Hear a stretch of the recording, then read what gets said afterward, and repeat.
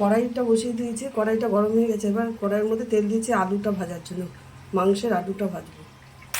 আলুটা ভাজা বসানো হয়ে গেছে, এর মধ্যে নুন আর হলুদটা দিয়ে দেবো।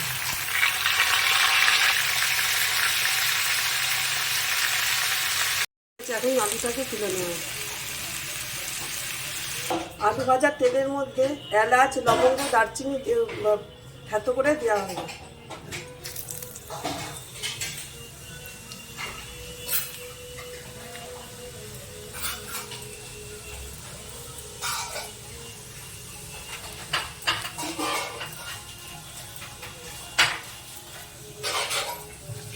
তেজপাতাগুলো দিতে হবে। তেলের ভেতরে একটু চিনি দেওয়া হলো যাতে কালারটা ভালো হয়।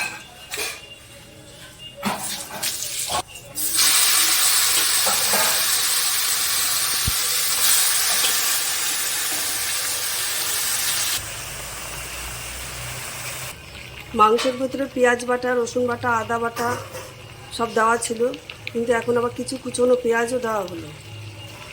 দিয়ে এই মাংসটাকে এখন ভালো করে কষানো হবে। এর মধ্যে টমেটোটা দিয়ে দেবো। এর ভিতরে কাশ্মীরি লঙ্কার মির্চ একটু দিয়ে দিলাম যাতে কালারটা খুব সুন্দর আসে।